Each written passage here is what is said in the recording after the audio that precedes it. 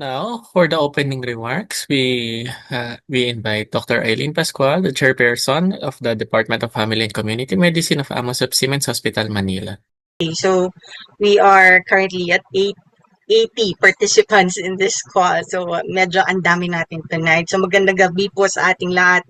Good evening everyone. We are really honored by your presence in this very first PFP Manila chapter, Clinical Practice Guideline Consortium. For us in the field of family and community medicine, the challenge of CPGs is very unique. While our colleagues, our friends in the different specialties often focus on disease-centric pathways, our practice is often at the intersection of complex comorbidities, patient preferences, and the practical realities of community-based health systems. We do not treat single conditions in isolations, but we are caring for the whole person within the context of the family, their families, and the community. The challenge, therefore, is not just knowing the guidelines, but knowing how to weave them into the tapestry of primary care. It is balancing the rigorous evidence-based recommendations with the art of shared decision-making with our patients and their families, and adapting standardized protocols when our patients' social determinants of health are very difficult barriers in adhering or applying these protocols.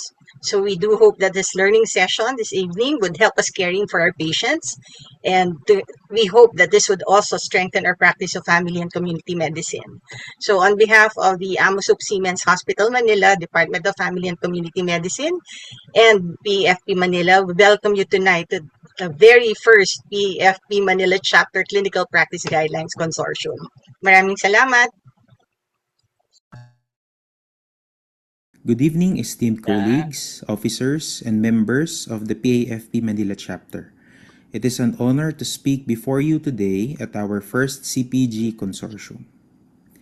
Our session today focuses on a topic that sits at the very heart of primary care, the updated 2026 guidelines for dyslipidemia management. We often find ourselves lost in a sea of numbers, lipid panels, and changing drug targets. However, as family physicians, our mandate extends beyond the laboratory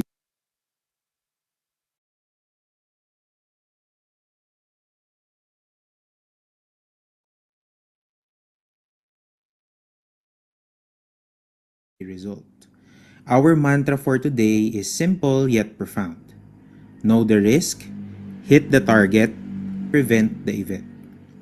Over the next slides, we will unpack how the latest scientific updates can be woven into our clinical practices using our unique family medicine lens. Let us begin.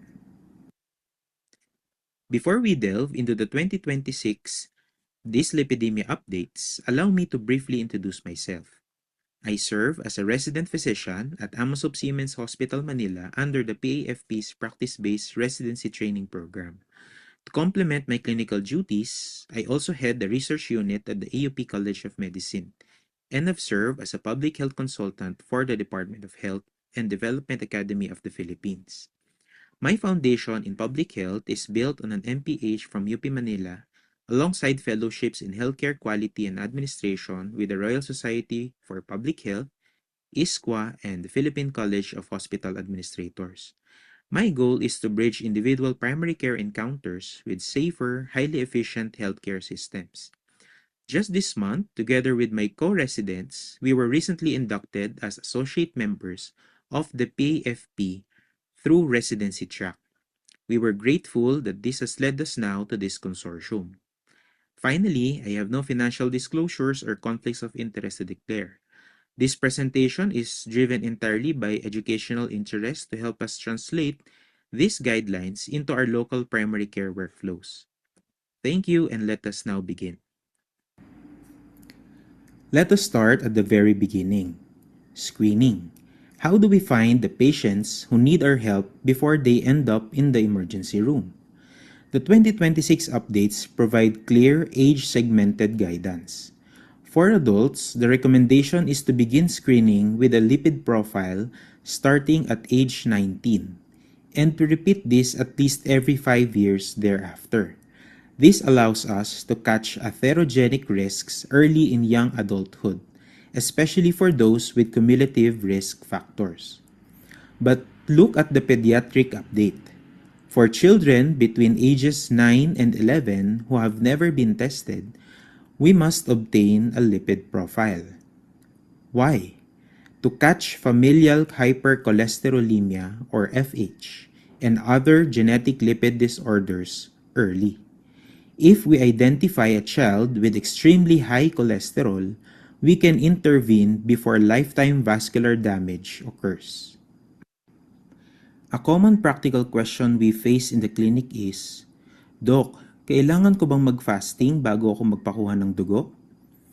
According to the latest consensus, a standard non-fasting lipid profile is perfectly acceptable for baseline screening and estimating general ASCVD risk. It is convenient for the patient and reduces barriers to screening.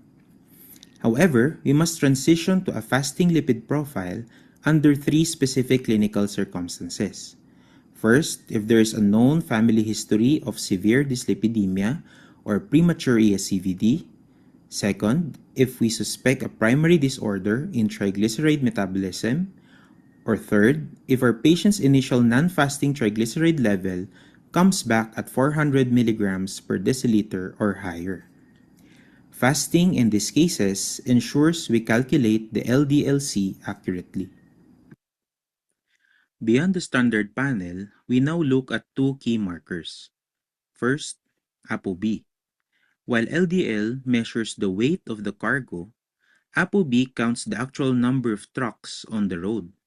Since every plaque-causing particle carries one ApoB molecule, it gives us a truer count of the risk, especially in patients with diabetes or obesity where LDL might look deceptively normal. Next is LPA. This is a genetic hidden risk factor that doesn't change with diet or exercise. The 2026 guidelines now recommend measuring LPA at least once in a lifetime for every adult. An elevated level tells us a patient has a higher baseline risk, even if their other numbers look good. Now, we recognize that in our current Philippine setup, these tests may not yet be practical or accessible for all patients. However, it is vital for us as clinicians to be aware of these updates so we can better understand the full spectrum of our patients' cardiovascular risk. For years, we have relied heavily on the pooled cohort equations to calculate 10-year risk. In 2026, the paradigm has shifted. The Prevent ASCVD equations are now recommended tool for risk assessment in adults 30 to 79 who do not have established ASCVD and have an LDL between 70 and 189. The Prevent calculator is more precise and integrates vital markers of systemic health, such as kidney function, and can include social deprivation indexes and HbA1c when indicated. Notice how the risk categories have changed on your screen. What used to be considered borderline or intermediate risk under the PCE has been recalibrated. For example, high risk is now defined as a 10-year risk of 10% or higher, compared to the old threshold of 20%. The main reason for the changes is that the pooled cohort equations has been identified to overestimate the risk. Let's focus on the how-to of the 2026 guidelines. To make these complex updates actionable in a busy OPD clinic, we use the CPR framework: calculate, personalize, and reclassify. First, calculate. We start by inputting the patient's data into the Prevent ASCVD equations. Unlike older models, this gives us a baseline 10-year risk that now accounts for kidney health using the EGFR. But as family physicians, we know that the calculator is just a mathematical average. It doesn't see the whole patient. This leads us to the second step: personalize. This is the most critical part of our consultation. We look at the risk enhancers, clinical, social, and genetic factors that the calculator might have missed. This is where we look at the patient's ethnicity, their family history, and their specific comorbidities. Finally, reclassify. If the risk remains borderline, or if the patient is hesitant about lifelong statin therapy, we move to reclassification. This often involves coronary artery calcium scoring. A CAC score of 0 might allow us to defer statins, while a high score confirms the need for aggressive treatment. The CPR framework ensures that our management is not just by the book, but by the patient. What are the risk enhancers that allow us to personalize our clinical decision? They are listed here on the slide. Note the inclusion of higher risk ancestries, specifically South Asian and Filipino populations. Tayo yun. Studies show that westward acculturation and genetic factors predispose Filipino patients to early onset metabolic syndrome and premature coronary disease. We must also pay close attention to reproductive risk markers in women. A history of premature menopause, preeclampsia, gestational diabetes, or preterm delivery are recognized as independent risk-enhancing factors. So when taking a history, these reproductive milestones are just as critical as asking about smoking or family history. As family physicians, we believe in primordial prevention, preventing the risk factors themselves from developing. The guidelines reinforce Life's Essential 8 as a lifelong Class 1 recommendation. This includes optimizing diet, physical activity, blood sugar, weight, blood cholesterol, blood pressure, nicotine exposure, and healthy sleep. We must advocate for these behaviors across the entire lifespan, starting in childhood, to minimize the cumulative lifetime exposure of our patients' blood vessels to atherogenic lipids. Let us look at the therapeutic targets for primary prevention, structured by our risk categories. For low-risk patients with LDL under 160, our primary tool is health behavior counseling. If their LDL is between 160 and 189, or if they have a high 30-year lifetime risk, initiating a moderate intensity statin is reasonable. For borderline risk patients, initiating a moderate intensity statin is also reasonable to target a 30% reduction in an LDL below 100. For intermediate risk patients, we initiate a moderate to high intensity statin, aiming for an LDL below 100. For high risk patients, those with 10-year risk of 10% or more, we go straight to high intensity statin. Our target here is aggressive, at least a 50% reduction in LDL. If they do not hit this target on maximally tolerated statins, we step up therapy by adding ezetimibe or bempedoic acid. In secondary prevention, particularly for patients at very high risk of recurrent ASCVD events, we must be exceptionally aggressive. The primary recommendation is to initiate high-intensity statin therapy to achieve at least 50% reduction in LDL with an absolute target of below 55 milligrams per deciliter. If a patient is on a maximally tolerated statin and their LDL is still 55 or higher, we do not wait. We add ezetimibe. If they still do not meet the target, we add a PCSK9 monoclonal antibody or bempedoic acid. For patients who face barriers to access, struggling with daily compliance, or prefer less frequent dosing, inclisiran, a twice-yearly injectable, is a reasonable alternative. This brings us to the relevance of the pharmacologic ladder for lipid-lowering therapy on the next slide. When lifestyle optimization is not enough, we must use the structured medical escalation ladder to systematically hit our target goals. Instead of guessing, we climb this ladder step by step. First line, we start with a high-intensity statin such as atorvastatin 40 to 80 milligrams or rosuvastatin 20 to 40 milligrams. This provides a baseline 50% to 60% reduction in LDL. Second line, If the patient remains above target, we add ezetimibe 10 milligrams daily. This is a simple, low-cost addition that will push our cumulative reduction to approximately 65%. Third line, if we need to go lower or face statin-associated muscle symptoms, we add bembedoic acid. This oral ACL inhibitor brings our total reduction to 70% to 75%. Fourth and fifth line. For our highest risk patients, we escalate to advanced biological therapies like PCSK9, monoclonal antibodies, or inclisiran, which can drive an intensive 80 to 85% total reduction. By utilizing this clear ladder, we can predictably compound our therapy's power until our patient is safely within the target lipid range. Diabetes care is a daily pillar of family medicine. Under the 2026 guidelines, for adults aged 40 to 75 with diabetes, we recommend at least a moderate intensity statin regardless of their 10-year risk score. Our goal is to keep their LDL-C under 100 milligrams per deciliter.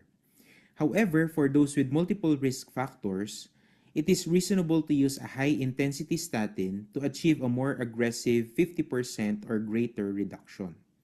If they still cannot reach the less than 100 milligrams per deciliter goal on maximally tolerated statins, then ezetimibe should be added. We treat diabetes as a significant risk accelerator that warrants consistent, lifelong lipid management. Moving into special populations, let's look at the age and reproductive health. For children and young adults, our goal is to identify high-risk genetic conditions like familial hypercholesterolemia.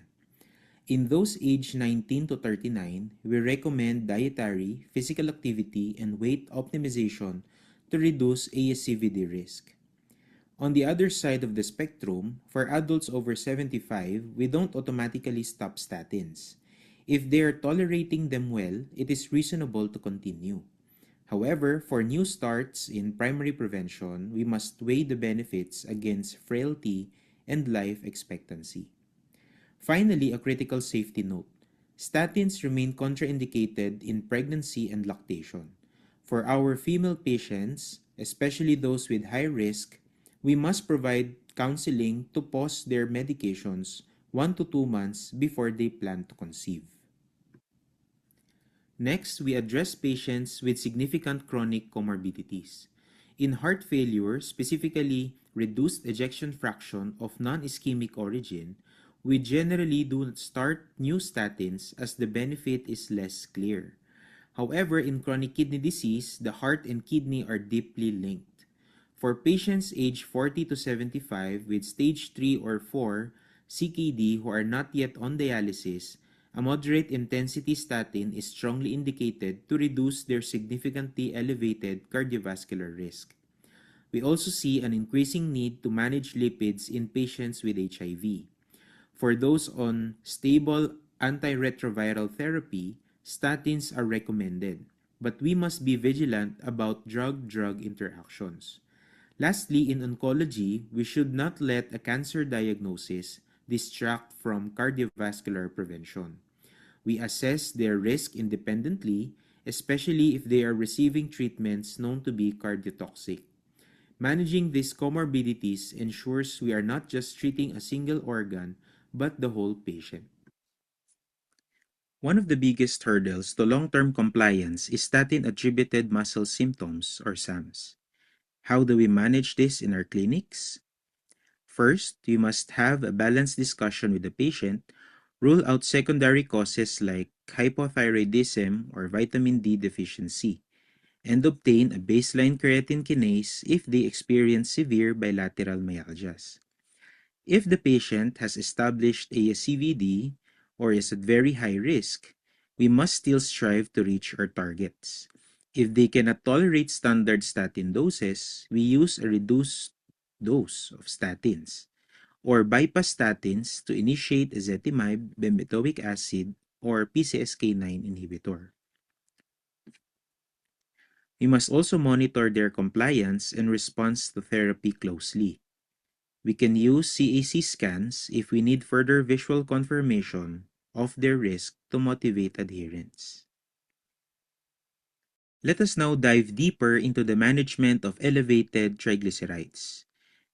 The table and principles below outline how our therapeutic focus shifts based entirely on the severity of the patient's triglyceride levels. Let us look at the classifications. A triglyceride level under 150 is our normal desirable baseline, presenting no specific cardiovascular concern. Once the numbers reach 150 to 499, we classify this as mild to moderate hypertriglyceridemia. In this range, our primary clinical concern is ASCVD risk. Because high triglycerides are independently associated with accelerated cardiovascular disease, we must manage this aggressively. When triglycerides climb to 500 to 999, we enter severe hypertriglyceridemia. Here, our concern doubles. We are fighting both cumulative ASCVD risk and an emerging dangerous risk for acute pancreatitis. Finally, at levels of 1000 or higher, we are dealing with very severe hypertriglyceridemia or chylomicronemia.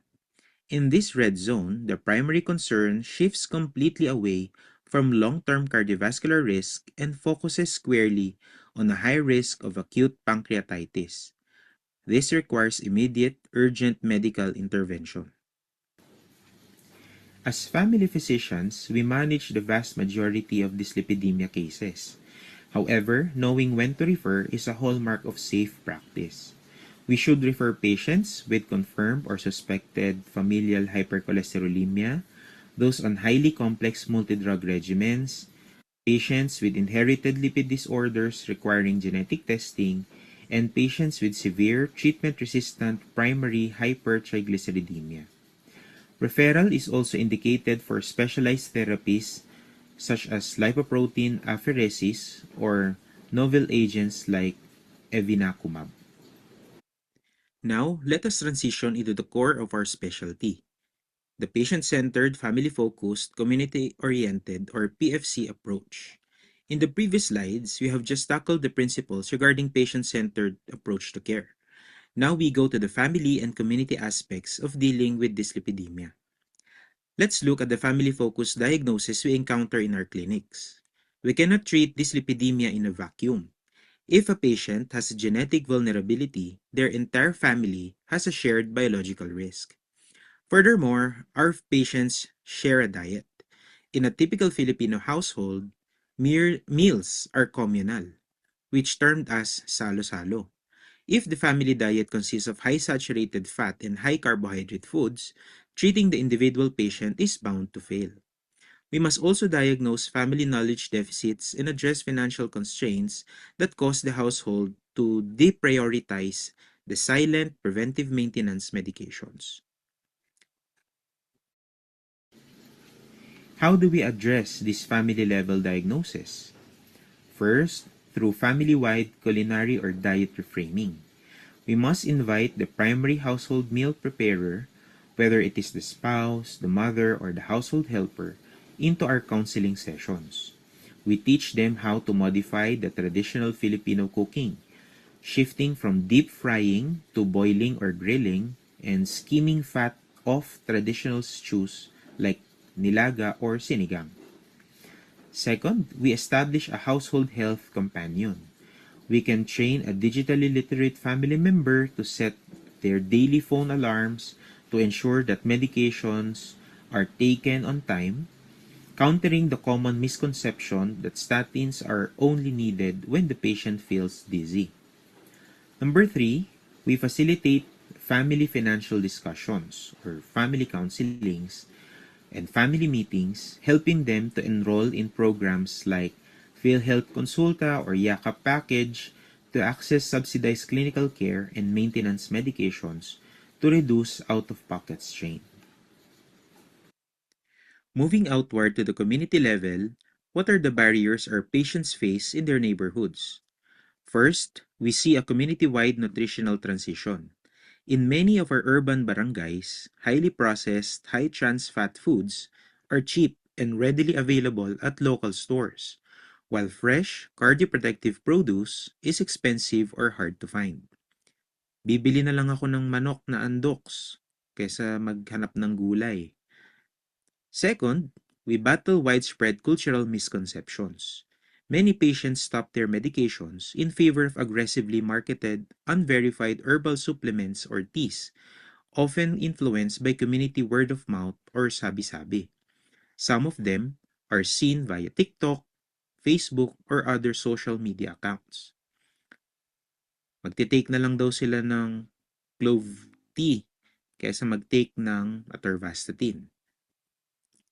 We must also recognize built environment barriers like lack of safe parks or walkable streets and systemic healthcare barriers such as stockouts of essential statins at the barangay level. Our community-level interventions must leverage existing local public health structures. We can partner with and train our BHWs to conduct home compliance checks and actively counter community misinformation regarding herbal alternatives. We can also advocate to our barangay councils for community-led wellness initiatives like weekly Zumba sessions in the local covered court, providing a safe, accessible space for physical activity. To address drug access, we must actively enroll our eligible patients in the local RHU database to secure their free maintenance statins provided by the DOH. Finally, we can encourage participation in local urban gardening initiatives, helping families access fresh, fiber-rich vegetables right in their neighborhoods. Let us tie everything we have discussed today in a practical clinical case. For person-centered approach, Mr. JP is a 48-year-old Filipino smoker with an LDL of 162. His raw prevent score is only 4.3%, which technically falls into the borderline category. However, using the CPR framework, we personalize his risk. By recognizing his smoking, his family history, and his Filipino ancestry, we reclassify him as high risk. Our person-centered intervention is to initiate a high-intensity statin with an aggressive target of less than 70 milligrams per deciliter. We can also add fenofibrate 1 tablet once a day to address his high triglycerides. For family-focused approach, we cannot treat Mr. JP in isolation. His father's heart attack at age 52 suggests a strong genetic component. Our management must extend to his family. We need to screen his siblings and initiate universal screening for his children, especially if they are in the 9 to 11-year-old window, to identify familial hypercholesterolemia early. Finally, for community-oriented approach, as a BPO manager, he likely faces high stress and sedentary desk job, which are common issues in our local workforce. Our community intervention may involve referring him to local smoking cessation programs and advocating for workplace wellness initiatives that encourage movement and better nutrition. By entering our patient Mr. JP's standard demographic, lipid, and clinical parameters, shown in the left and middle panels, the calculator instantly determines his cardiovascular risk. The real power of the Prevent tool lies in the dark green result block on the right.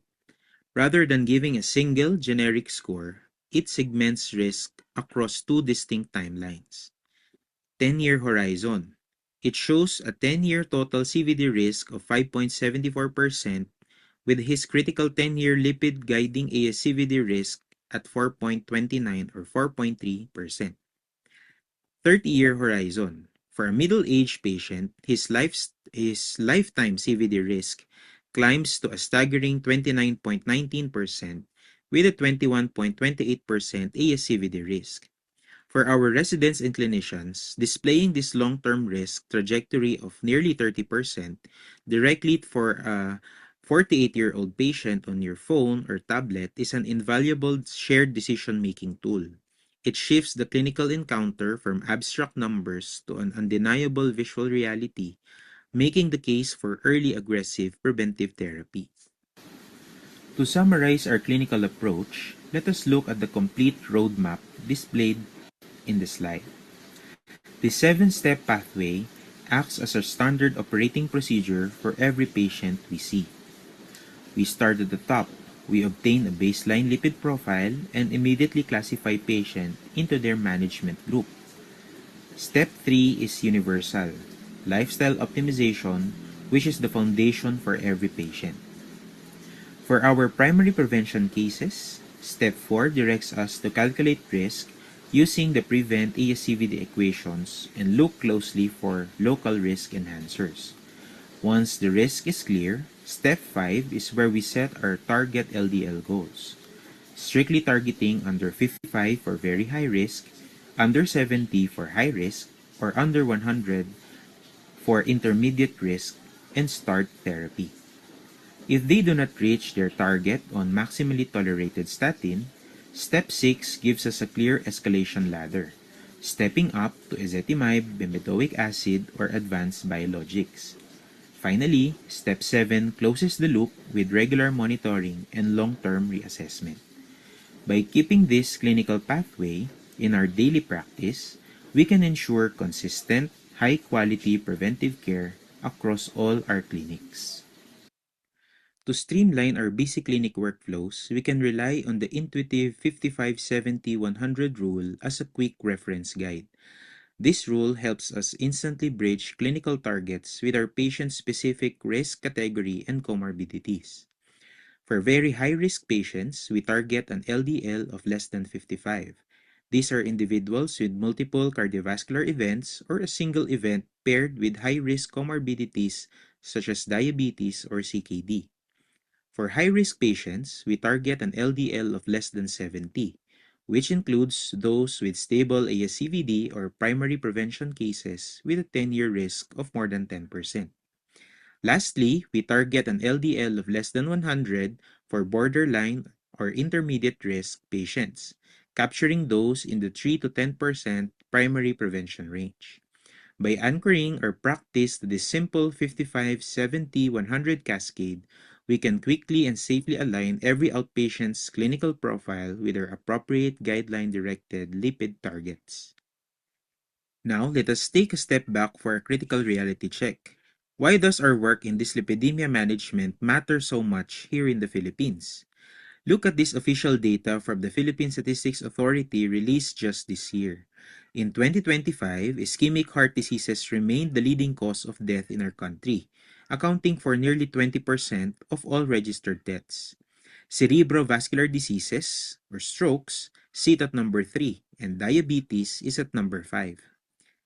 Colleagues, 3 out of top 5 causes of mortality among our countrymen are directly driven or exacerbated by dyslipidemia and metabolic syndrome. This is the silent epidemic we fight daily in our clinics. Therefore, our role in dyslipidemia care must extend far beyond the prescription pad. The slide displays the PAFP seal alongside the 5 stars of our specialties mandate, reminding us to treat the whole person, family, and community. As clinicians, we apply evidence-based guidelines across our OPDs, our clinics, securing essential statins in our local clinic formularies.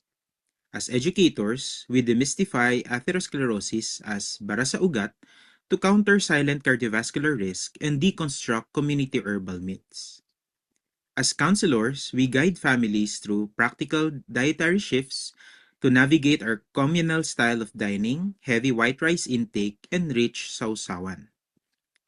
As leaders and social mobilizers, we partner with the government, for example, BHWs, at the barangay level or at the municipal level, for home compliance tracking and enroll patients in PhilHealth Consulta or YACA program to secure continuous maintenance medications. By utilizing the CPR framework and the PFC matrix, we have already lived out these first 4 stars in our clinical workflow. To complete our mandate as 5-star physicians, let us now proceed to discuss how we address our local dyslipidemia burden through the 5th star. Research. To my fellow members, medical specialists, and especially our residents in the audience who are currently looking for actionable, highly feasible research topics, this slide is for you. The bullet points outline 5 distinct research topics that directly address the gaps we face daily in Philippine primary care. Based on my experience in health research, I use the 2026 guidelines in the local context to create these topics. Given the significance and feasibility in the context of your family practice, these are topics you can easily implement within your respective training institutions or community rotations. Let us look at these potential research avenues. First, a prospective or retrospective audit of statin prescribing patterns in a specific community. You can look at your local community or health center to see if our actual prescribing patterns align with the new 2026 targets. We can answer the question, are we underdosing our high-risk individuals? Second, evaluating the barriers to achieving lipoprotein targets among high-risk or very high-risk patients, specifically in the outpatient department of your hospital. In a typical Philippine OPD setting, what is stopping our patients from hitting the LDL of below 55 or below 70? Is it purely financial or is it a matter of health literacy and systemic stockouts? Third, analyzing the mediators and moderators of treatment adherence. This is where we look at the psychological and social aspects.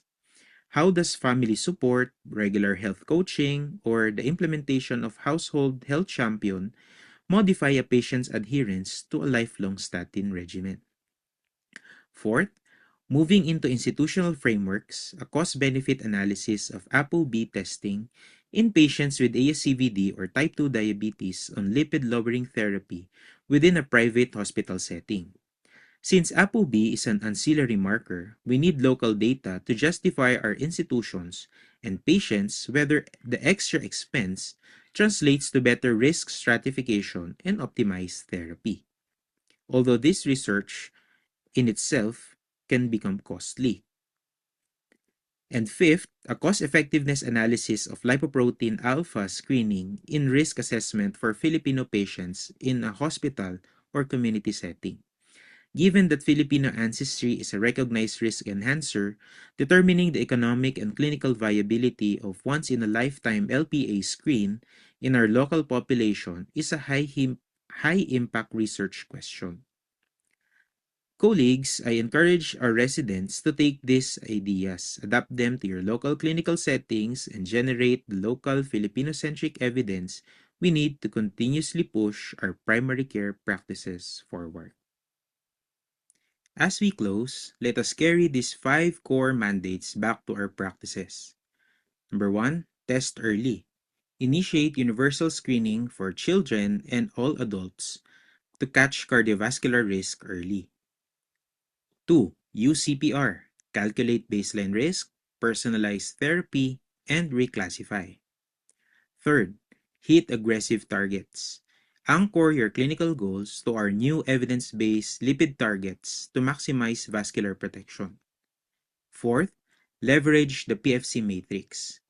Intervene in the shared family and community dynamics aside from person-centered care for ensured compliance. Fifth, live the 5-star role. Lead the clinical, educational, social, and research efforts needed to finally bend the curve of cardiovascular mortality in our country. Let me repeat. Know the risk, hit the target, prevent the event. Thank you very much. These are the primary references used for tonight's presentation. I do appreciate your time and attention. I am now open to your questions, comments, and insights. Maraming salamat po and God bless. Presentation.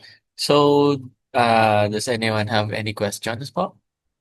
If you can type your questions in the chat box.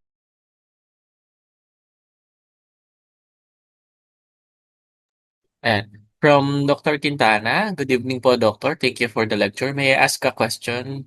For young adults who achieve target LDL goals after pharmacologic treatment, may we discontinue medications or is it lifetime? Ayan po, Dr. Bayon. Evening, Dr. Quintana. So, regarding your question, once we meet the LDL goals, no, after giving pharmacologic treatment, we may discontinue the medications with proper monitoring, usually within 3 to 6 months. Sometimes, just like in adults, no, and also happens in children's or adolescents, um, sometimes once you discontinue the medications, there are some patients na tumataas ulit yung kanilang LDLs. And so, what happens is, ibinabalik ulit natin yung kanilang medications. Ang maganda, when you discontinue, tinetest din natin kasi yung patient na hindi lang siya solely nagre-rely dun sa gamot na binigay natin. For example, statins. Remember, the first line of intervention is always lifestyle modifications. So kailangan hindi rin kakayanin kasi ng gamot na mag-isa lang siya kung walang lifestyle interventions. So yeah, you may discontinue but observe pa rin within 3 to 6 months. And then you may resume the treatment if necessary. Yan, thank you po, Dr. Bayat, for that answer. Next question po from Dr. Evelyn Xiao Brigino, our Vice President. Thank you for that comprehensive lecture. Can you please give your comment regarding remnant cholesterol as an independent factor for stroke and MI? Sige po. So thank you for the question po, Dr. Xiao. Basically, the remnant cholesterol serving as an independent factor for stroke and MI also carries practical or let us say implication to our patients. Initially, regarding our patients who already meet the certain LDL goals, sometimes they would ask, Doc, do I need really to stop the medications? If, for example, going back to the first question na nagkaroon na kayo ng meeting before na when you discontinue the medications ay tumaas ulit yung kanyang LDL and then nag-resume ulit na kayo ng medications, what will happen now is um, it is always now better na ituloy na lang niya yung kanyang current medications. So technically, yung pong kanyang statins, for example, will be continued na po for as a maintenance medications because of the remnant cholesterol. Remember, during po dun sa, when I attended the last Philippine conference or convention ng PCP, it was discussed na meron daw bang lowest LDL that indicates us to stop the medications. And then the answer of the speakers is wala daw po, no, based on their also previous trainings, no, it was taught na wala daw pong limit yung pagbigay natin. And the way that we can remember is the lower the LDL cholesterol, the better we are serving our patients. So what happens is, for instance, we happen to advise our patients or to prescribe high intensity atorvastatin. And then, during the course of the time, nung na-meet na niya yung kanyang goal, no, pwede naman nating ibaba ng konti to moderate intensity, tapos nakita natin compliant pa din or nami-meet pa rin yung target because of the additional lifestyle interventions, then we can continue on that particular regimen. This is because of the remnant cholesterol. Kasi po pagka ini-stop natin yung pag-take ng medications for our patients, mas mabilis pong tumataas yung cholesterol, which serves as the independent risk factor for stroke and MI. The indications po that were being discussed during the guidelines, no, we only stop or we only do not advise continue taking the medications for statins, for example, if the life expectancy of the patient is set to be uh, less than a year. Yung mga ganun po, given a certain conditions. So, tapos yung pag-take ng statins or medications would harm the patient rather than benefit. So, dun lang po sa part na yon. Pero the rest, we always encourage na mag-take po ng continuous na statins para po ma-maintain yung kanyang LDL targets. So, yun po. I hope na answer ko po, Doc, yung inyo pong question. Thank you po.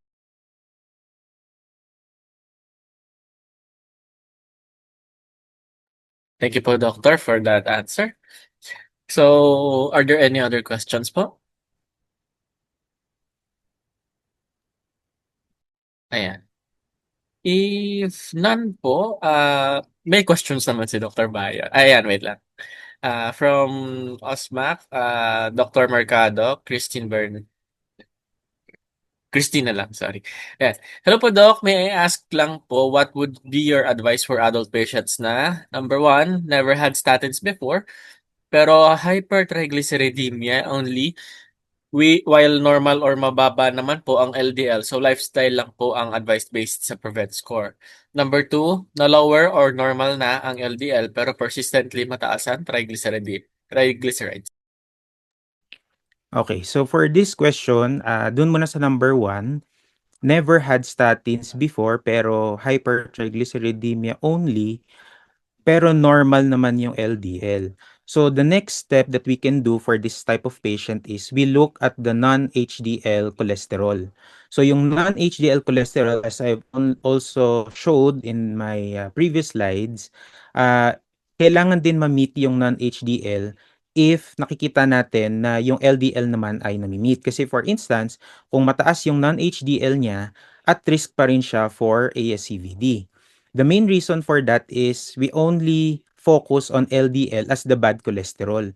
Pero lahat kasi ng mga VLDL, IDL, um, and other lipoproteins, meron pa rin silang risk na mag-form ng plaque. No, plaque forming pa rin sila. And then when it comes to hypertriglyceridemia, kung normal naman yung kanyang LDL and let's say normal din yung kanyang non-HDL cholesterol, I believe you can give medications, no? You can give fenofibrates on top of the lifestyle medications.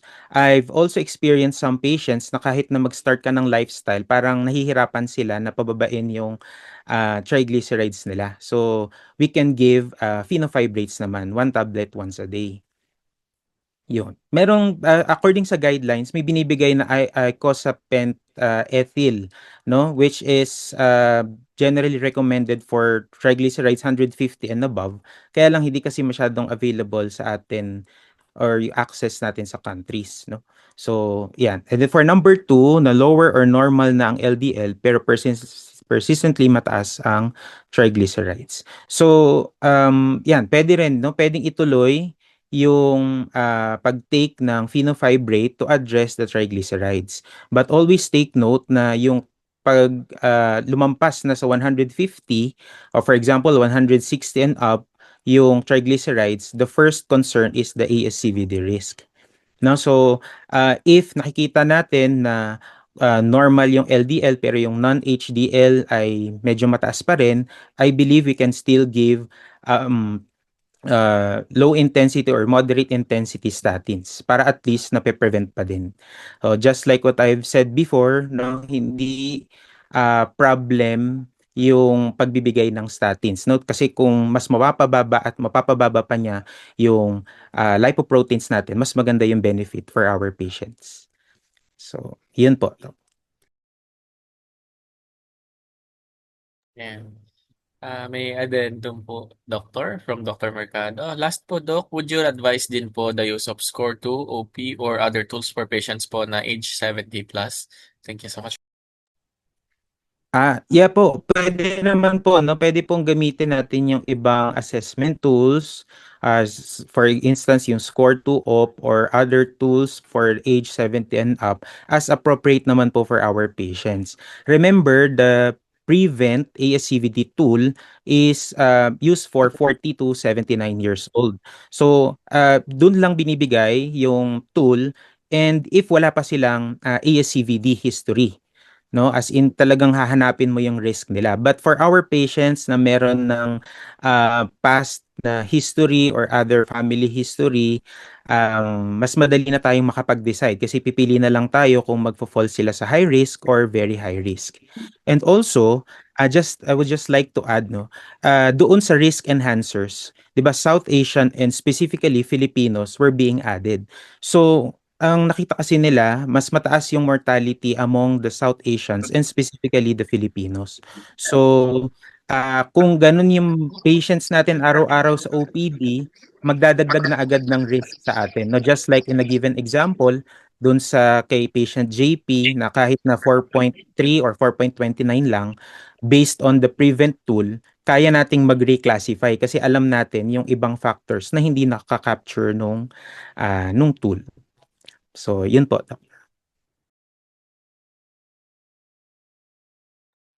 Okay, thank you po for that answer, Doctor. Oh, hopefully nasagot naman yung question.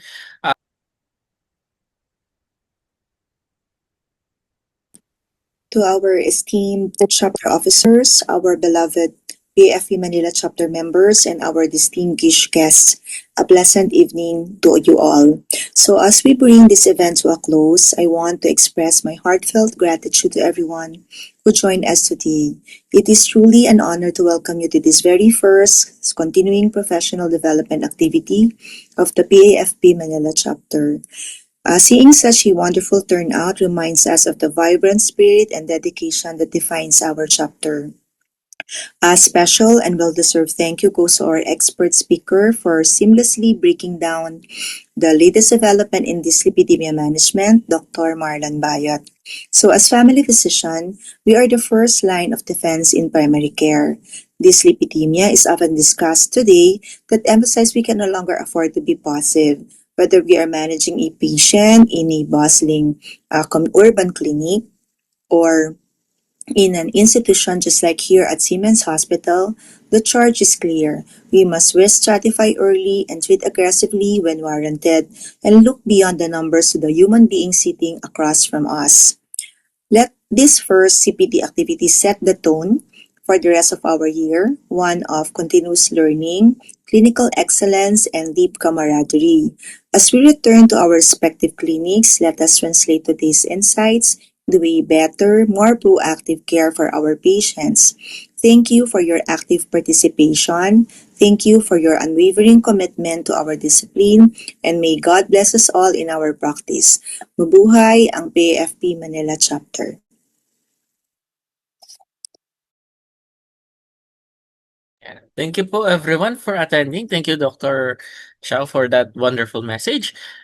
For the evaluation and the certificate, kindly look into the chat box. We have sent the Google Forms po. Kindly fill up and the certificates will be sent to you via email.